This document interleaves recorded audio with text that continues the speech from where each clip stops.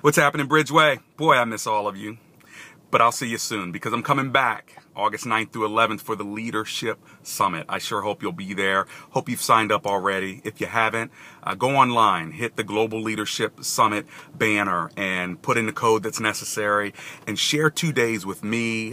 Pastor Bill Hybels is going to be speaking. You remember him from our 20-year anniversary, Condoleezza Rice, and a list of other great people who are in the political realm, the business realm, people like, Jim Collins, who wrote the book Good to Great, and also some Christian leaders. And this is a good opportunity for those that serve in our church, that volunteer, as well as those in the business community to come together for 2 days at a very, very good price. And we can learn leadership strategies together that will help us build into our community, our culture, and our world for Jesus Christ. So I hope you'll take the time off of work. I hope you'll bring your teams from your job. Let the job pay for it. I mean, this is leadership training at the toppest, bestest, awesomest level.